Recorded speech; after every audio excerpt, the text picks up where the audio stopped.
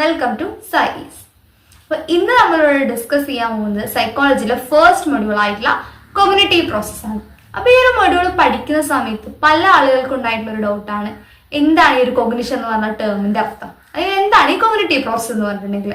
അപ്പോൾ cognitive process എന്ന് പറഞ്ഞിട്ടുണ്ടെങ്കിൽ സിമ്പിൾ ആയിട്ട് പറയുകയാണെങ്കിൽ മെന്റൽ പ്രോസസ്സാണ്.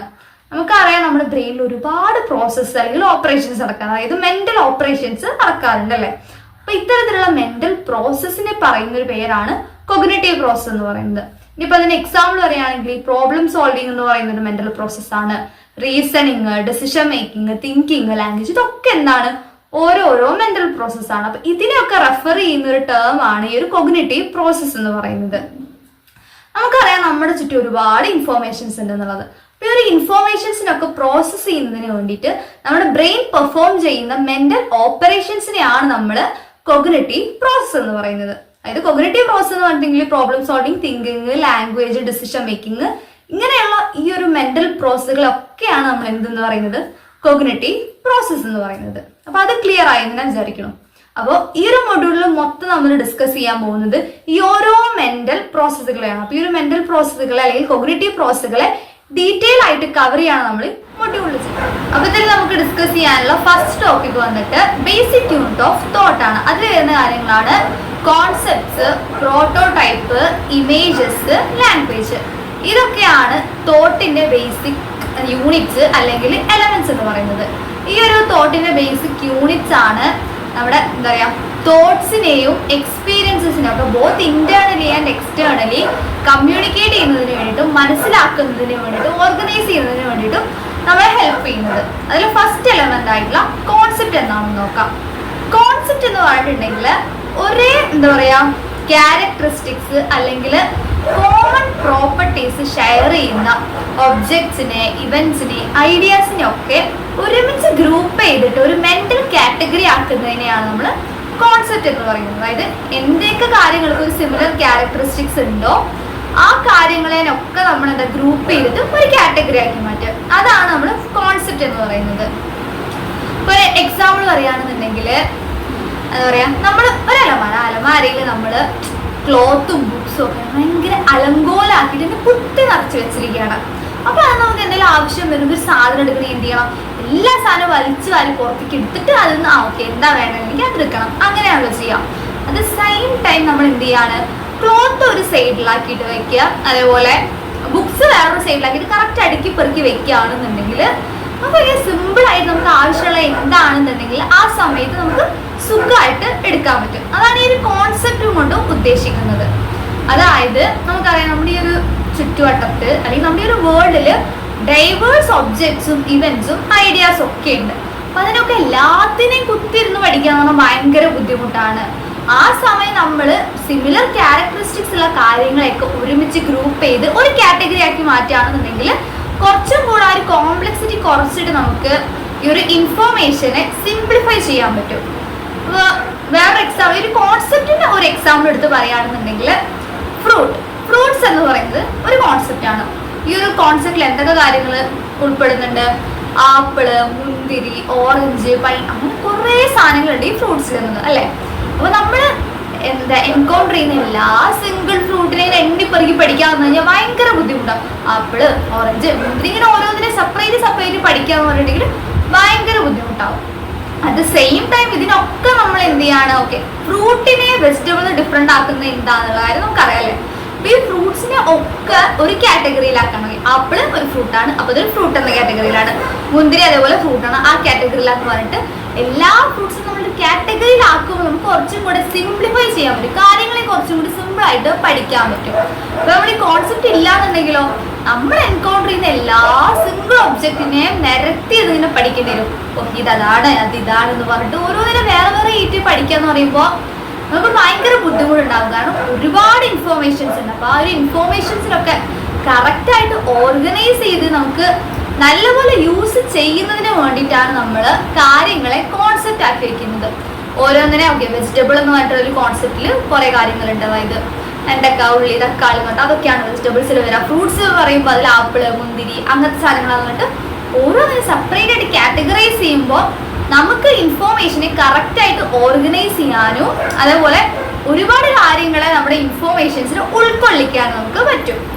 അപ്പൊ ഇതാണ് കോൺസെപ്റ്റിന്റെ ഒരു കോൺസെപ്റ്റ് എന്ന് പറയുന്നത്. അപ്പോൾ ഈ കോൺസെപ്റ്റിന്റെ ഫോർമേഷൻ എങ്ങനെയാണെന്ന് നോക്കാം. വേരിയസ് കോഗ്നിറ്റീവ് പ്രോസസ്സസ് യൂസ് ചെയ്തിട്ടാണ് നമ്മുടെ ഈ ഒരു കോൺസെപ്റ്റ് ഫോം ചെയ്യുന്നത്. അപ്പൊ അതിലുള്ള ഫസ്റ്റ് പ്രോസസ്സാണ് കാറ്റഗറൈസേഷൻ എന്ന് പറയുന്നത്. കാറ്റഗറൈസേഷൻ എന്ന് പറഞ്ഞിട്ടുണ്ടെങ്കിൽ അതിലെ പേരിൽ പറയുന്ന പോലെ തന്നെ ഒരു സിമിലർ ക്യാരക്ടറിസ്റ്റിക്സ് അല്ലെങ്കിൽ ഒരു കോമൺ പ്രോപ്പർട്ടീനെ ബേസ് ചെയ്തിട്ട് നമ്മൾ കാറ്റഗറൈസ് ചെയ്യാണ് ഒരു ഒബ്ജക്റ്റിനെ, ഇവന്റിനെ അല്ലെങ്കിൽ ഐഡിയനെ. അതിനൊരു എക്സാമ്പിൾ പറയുകയാണെന്നുണ്ടെങ്കിൽ ഡോഗ് എന്ന് പറഞ്ഞിട്ടുണ്ടെങ്കിൽ ഒരു അനിമൽ എന്ന് പറഞ്ഞ കോൺസെപ്റ്റ് വരുന്നത് അല്ലെ. അപ്പൊ അതിനെ നമ്മൾ എങ്ങനെ കാറ്റഗറൈസ് ചെയ്യുന്നത്? അനിമൽ എന്ന് പറഞ്ഞിട്ടുണ്ടെങ്കിൽ എന്താണ്? അതിന് 4 കാലുണ്ടാവും, ജീവനുണ്ട്. ഇതൊക്കെയാണ് അനിമലിന്റെ ഒരു ക്യാരക്ടറിസ്റ്റിക് പറയാം. അപ്പൊ അങ്ങനെ നമ്മൾ ഒരു ഡോഗിനെ കണ്ടിട്ട് നമ്മൾ ഓക്കെ അതൊരു അനിമലിന്റെ കാറ്റഗറിയിൽ ഇടുന്നതാണ്. പിന്നെ നമ്മൾ വേറൊരു ദിവസം ക്യാറ്റിനെ കണ്ടു. അപ്പൊ നമ്മൾ വീണ്ടും എന്ത് ചെയ്യാണ്? ഓക്കെ ക്യാറ്റിനും ഈ പറഞ്ഞ പോലെ 4 കാലുണ്ട്, രോമമുണ്ട്, ജീവനുണ്ട്. അതിനൊക്കെ ആ ഒരു ക്യാരക്ടറിസ്റ്റിക്കിനെ ബേസ് ചെയ്തിട്ട് നമ്മൾ അതിനും ഈ ഒരു അനിമൽ എന്നുള്ള കാറ്റഗറിയിലേക്ക് എന്താ പറയാ ചേർക്കാണ്. അപ്പൊ ഈ ഒരു പ്രോസസ്സിനെയാണ് നമ്മൾ കാറ്റഗറൈസേഷൻ എന്ന് പറയുന്നത്. പിന്നെയുള്ള ഒരു പ്രോസസ്സാണ് ജനറലൈസേഷൻ എന്ന് പറയുന്നത്. അതായത് അതിനൊരു എക്സാമ്പിൾ പറയുകയാണെന്നുണ്ടെങ്കിൽ ഒരു കുട്ടി ഒരു തീര് തൊട്ടു, ഒരു സ്റ്റൗവിന്റെ മുകളിൽ തൊട്ടു എന്ന് വിചാരിക്കാം. അപ്പൊ എന്ത് ചെയ്യണം? ആ കുട്ടീന്റെ കൈ പൊള്ളിയോ? മനസ്സിലായി എന്ത്? ഒരു സ്റ്റൗവിൽ തൊട്ട് കഴിഞ്ഞാൽ കൈ പൊള്ളും, അത് ഡേഞ്ചർ ആണെന്നുള്ള കാര്യം ഒരു കുട്ടി മനസ്സിലാക്കി. അപ്പൊ എന്ത് ചെയ്യാണ്? വേറൊരു സിറ്റുവേഷനിൽ ആ കുട്ടി ഒരു സ്റ്റൗ കണ്ടു കഴിഞ്ഞാൽ ഓടിപ്പോയി തൊടും? ഇല്ല, ഓടിപ്പോയി തൊട്ടിട്ടല്ല കുട്ടി മനസ്സിലാക്കുക, അയ്യോ വീണ്ടും കൈ പൊള്ളി, അയ്യോ എല്ലാം ഈ സ്റ്റൗവും ചൂടാണ്, എന്നിട്ട് വേറെ സ്റ്റൗവിൽ പോയിട്ട് അയ്യോ ഇതും ചൂടാണെന്ന് വിചാരിച്ചിട്ടല്ല ആ കുട്ടി ഓക്കെ എല്ലാ സ്റ്റൗവും ഡേഞ്ചറസ് ആണ് അല്ലെങ്കിൽ തൊട്ട് കഴിഞ്ഞാൽ ചൂടുണ്ട് എന്നുള്ളത് മനസ്സിലാക്കുക. ഒരൊറ്റ എക്സ്പീരിയൻസ് കൂടെ തന്നെ ആ കുട്ടി എന്ത് മനസ്സിലാക്കും? ഓക്കെ സ്റ്റൗ ഡേഞ്ചറസ് ആണ്, അങ്ങനെ പോയി തൊടാൻ പറ്റില്ല, തൊട്ട് കഴിഞ്ഞാൽ കൈ പൊള്ളും എന്നുള്ളൊരു കാര്യം കുട്ടി മനസ്സിലാക്കി. അപ്പൊ എന്ത് ചെയ്യാണ്? ആ ഒരു തവണത്തെ ആ ഒരു എക്സ്പീരിയൻസ് വെച്ചിട്ട് അങ്ങനെയുള്ള സിറ്റുവേഷനിൽ മൊത്തത്തിൽ ജനറലൈസ് ചെയ്യാണ്. സ്റ്റൗവിന്റെ മുകളിൽ തൊട്ട് കഴിഞ്ഞാൽ കൈ പൊള്ളും. ഈ ഒരു പ്രോസസ്സാണ് നമ്മുടെ ജനറലൈസേഷൻ എന്ന് പറയുന്നത്. പിന്നെയുള്ള അടുത്തൊരു പ്രോസസ്സാണ് അബ്സ്ട്രാക്ഷൻ. അബ്സ്ട്രാക്ഷൻ എന്ന് പറഞ്ഞിട്ടുണ്ടെങ്കിൽ എന്താ പറയുക, ഓരോ കോൺസെപ്റ്റിന്റെയും കോമൺ ക്യാരക്ടറിസ്റ്റിക്സിനെ മാത്രം എടുത്തിട്ട് അതിന്റെ യുണീക് ക്യാരക്ടറിസ്റ്റിക്സിനെ ഇഗ്നോർ ചെയ്യാണ് ചെയ്യുന്നത്. എക്സാമ്പിൾ പറയുകയാണെങ്കിൽ നമ്മളിപ്പോ ചെയറിനെ കുറിച്ചിട്ടാണ് പഠിക്കണമെന്ന് വിചാരിക്കാം. അപ്പൊ അതിൽ നമ്മൾ എന്താ പറയാ, ചെയറാണ് ഇവിടുത്തെ കോൺസെപ്റ്റ് എന്ന് പറയുന്നത്. അപ്പൊ ചെയറിന്റെ സ്പെഷ്യാലിറ്റി എന്തൊക്കെയാണ്? അതിനുള്ള ഒരു കോമൺ ഫീച്ചേഴ്സ് എന്തൊക്കെയാണ്? ചെയർ എന്ന് പറഞ്ഞിട്ടുണ്ടെങ്കിൽ പൊതുവെ ഇരിക്കാൻ വേണ്ടിയിട്ടാണ് യൂസ് ചെയ്യുക. അതിൽ ഇരിക്കാൻ വേണ്ടിയിട്ടുള്ള പ്രത്യേകിച്ച് ഒരു സീറ്റ് ഉണ്ടായിരിക്കും, അതേപോലെ അതിന്റെ കാലും ഉണ്ടായിരിക്കും. അതായത് കസേരയ്ക്ക് എന്തായാലും ഒരു 2-3 കാലൊക്കെ ഉണ്ടാവുമല്ലോ. അപ്പൊ അതൊക്കെയാണ് ഒരു ചെയറിന്റെ കോമൺ ഫീച്ചേഴ്സ്. ഇനിയിപ്പോ നമ്മൾ എന്ത് ചെയ്യാണ്? ഒരു 3 ചെയറിനെ എൻകൗണ്ടർ ചെയ്തു. ഒന്ന് പ്ലാസ്റ്റിക് ചെയർ, ഒന്ന് മെറ്റൽ ചെയർ, ഒന്ന് വുഡൻ ചെയർ. അപ്പൊ ഇതിലുണ്ടാവുന്ന കോമൺ ഫീച്ചേഴ്സ് എന്ന് പറഞ്ഞിട്ടുണ്ടെങ്കിൽ എല്ലാം ഇരിക്കുന്നതിന് വേണ്ടി യൂസ് ചെയ്യുന്നതാണ്. കാലുണ്ടായിരിക്കും, എന്താ പറയാ സീറ്റ് ഉണ്ടാവുന്നൊക്കെയുള്ളതാണ്. ഇതിന്റെ യുണീക് ഫീച്ചർ എന്ന് പറയുന്നത് എന്താണ്? പ്ലാസ്റ്റിക്കിന്റെ ചെയർ എന്ന് പറഞ്ഞിട്ടുണ്ടെങ്കിൽ അധികം കനം ഉണ്ടാവില്ല എന്നുള്ളതാണ്. അതേപോലെ മെറ്റലിന്റെ ചെയർ ആകുമ്പോൾ അത് കുറച്ചും കൂടി ഷൈനിയാണ്. വുഡൻ ചെയർ ആകുമ്പോൾ അത് ബ്രൗൺ ആണ്. ഇതൊക്കെ എന്താണ്?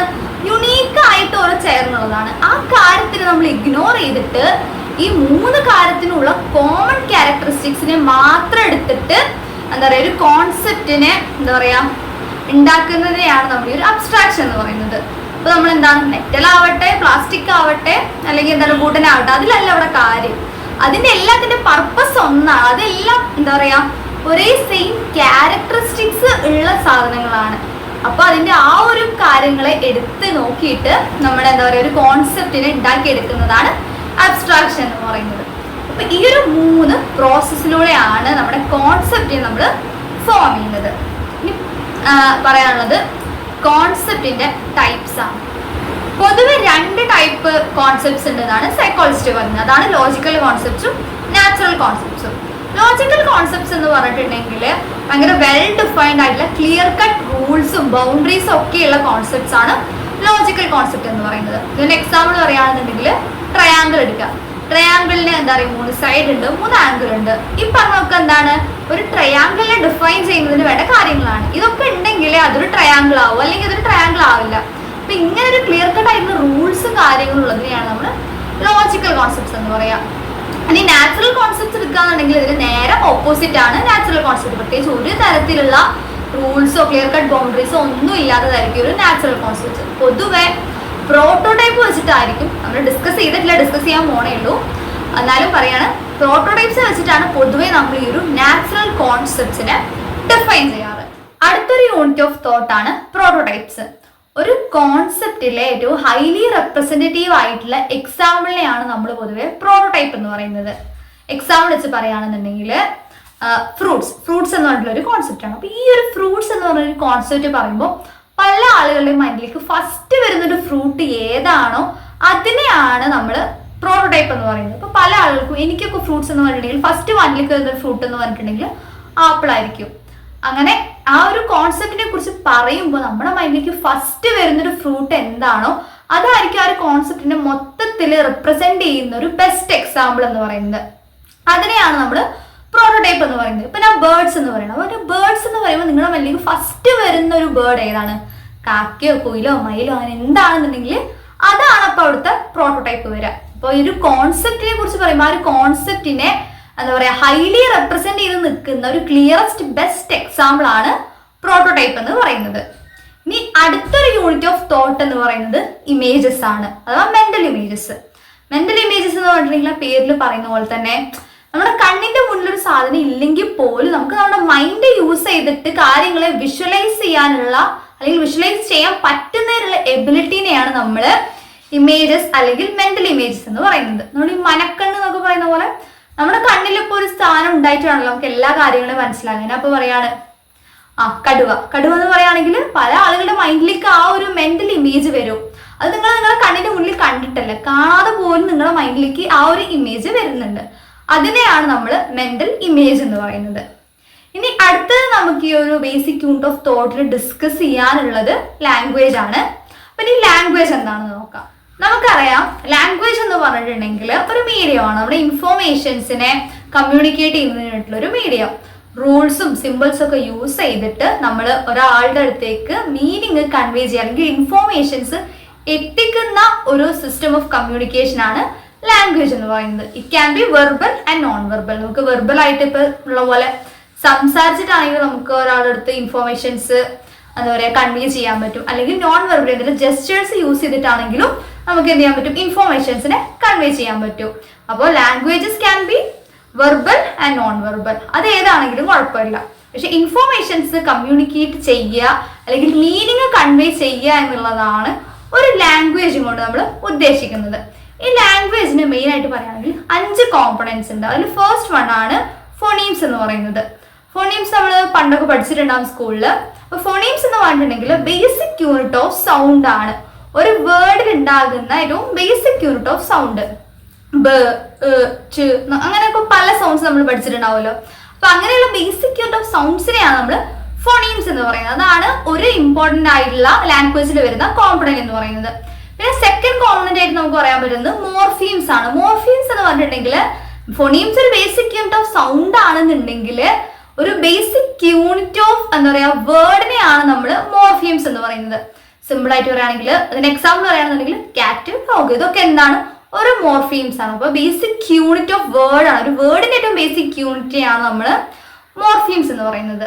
ഇനി സിൻടാക്സ്, അതാണ് അടുത്ത കോമ്പണന്റ്. സിൻടാക്സ് എന്ന് പറഞ്ഞിട്ടുണ്ടെങ്കിൽ പൊതുവെ ഗ്രാമറിനെ എന്താ പറയാ പറയുന്നതിന് വേണ്ടിയാണ് സിൻടാക്സ് യൂസ് ചെയ്യാറ്. അതായത് ഒരു സെന്റൻസിൽ ഒരു കറക്റ്റ് ഒരു സെന്റൻസ് പ്രോപ്പർ ആവണമെന്നുണ്ടെങ്കിൽ അതിന്റെ ഗ്രാമർ കറക്റ്റ് ആവണം. അങ്ങനെയുള്ള ഗ്രാമറിനെ സൂചിപ്പിക്കുന്നതാണ് ഈ സിൻടാക്സ് എന്ന് പറഞ്ഞിട്ടുണ്ടെങ്കിൽ. പിന്നെ ഉള്ളതാണ് സെമാൻറ്റിക്സ്, അതായത് ഒരു സെന്റൻസിലുള്ള മീനിങ് നോക്കുന്നതാണ്. അതായത് നമുക്കറിയാം ബാറ്റ് എന്ന് പറഞ്ഞിട്ടുള്ള വേർഡിന് 2 അർത്ഥം. അതായത് ബാറ്റ് വവ്വാൽ എന്നുള്ള അർത്ഥമുണ്ട്, അതേപോലെ ക്രിക്കറ്റ് ബാറ്റിന്. അപ്പൊ ഒരു സെന്റൻസിൽ ആ ഒരു വേർഡ് വരുമ്പോൾ അതിന്റെ അർത്ഥം എന്താണെന്ന് മനസ്സിലാക്കാനുള്ളതിനെയാണ് നമ്മൾ സെമാൻറ്റിക്സ് എന്ന് പറയുന്നത്.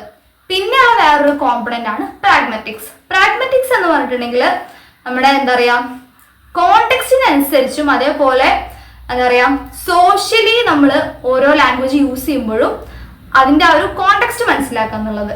അതായത് ഇപ്പൊ നമ്മളൊരാളോട് താങ്കൾക്ക് ആ ഒരു ഉപ്പൊന്ന് ഡിന്നർ കഴിക്കുന്നതിനിടയിൽ നമ്മൾ പറയാണ് can you pass the salt എന്ന് ചോദിക്കുകയാണെന്നുണ്ടെങ്കിൽ അവിടെ നമ്മളൊരു റിക്വസ്റ്റ് ആണ് ചെയ്യുന്നത്.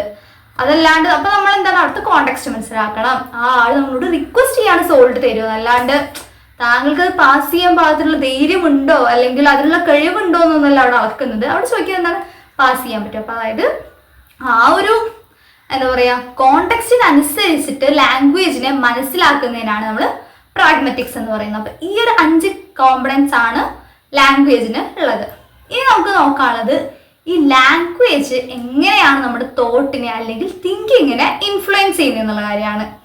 അതിലേറ്റവും എന്താ പറയുക ഫേമസ് ആയിട്ടുള്ള ഒരു ഹൈപ്പോത്തിസിസ് ഉണ്ട്, സാപ്പിർ-വോൾഫ് ഹൈപ്പോത്തിസിസ് അല്ലെങ്കിൽ ലാംഗ്വേജ് ലിംഗ്വിസ്റ്റിക് ഹൈപ്പോത്തിസിസ് എന്ന് പറയുന്നത്. അതിൽ പറയുന്നത് എന്താണെന്ന് വെച്ചിട്ടുണ്ടെങ്കിൽ നമ്മൾ യൂസ് ചെയ്യുന്ന ലാംഗ്വേജ് ആണ് നമ്മൾ എങ്ങനെയാണ് നമ്മുടെ ചുറ്റുമുള്ള വേൾഡിനെ ഇന്റർപ്രറ്റ് ചെയ്യുന്നത്, പെർസീവ് ചെയ്യുന്നത് എന്നുള്ള കാര്യത്തിനെ ഇൻഫ്ലുവൻസ് ചെയ്യുന്നത്. അതായത് നമ്മൾ യൂസ് ചെയ്യുന്ന വേർഡിന്റെ സ്ട്രക്ചർ എങ്ങനെയാണെന്നൊക്കെയുള്ള കാര്യങ്ങളാണ് നമ്മൾ ഈ ഒരു വേൾഡിനെ പെർസീവ് ചെയ്യുന്ന കാര്യത്തിനെ ഇൻഫ്ലുവൻസ് ചെയ്യുന്നത്. അതുപോലെ തന്നെ നമ്മുടെ തോട്ട് പ്രോസസ്സിനെ ഫെസിലിറ്റേറ്റ് ചെയ്യുന്നതിനും ഷേപ്പ് ചെയ്യുന്നതിലൊക്കെ ലാംഗ്വേജിന് ക്രൂഷ്യൽ റോൾ ഉണ്ട്. അപ്പൊ ഇത്രയും കാര്യങ്ങളൊക്കെയാണ് നമ്മുടെ തോട്ടിന്റെ ബേസിക് യൂണിറ്റ്സ് അല്ലെങ്കിൽ എലമെന്റ്സിൽ നമുക്ക് ഡിസ്കസ് ചെയ്യാനുള്ളത്. അപ്പൊ ഇനി ബാക്കി കാര്യങ്ങളൊക്കെ, ബാക്കി കോഗ്നിറ്റീവ് പ്രോസസ്സും കാര്യങ്ങളൊക്കെ ഇനി വരും ക്ലാസ്സിൽ നമുക്ക് ഡിസ്കസ് ചെയ്യാം. അപ്പോൾ ഇന്നത്തേക്ക് ഇത്രയേ ഉള്ളൂ. That's it. Thank you.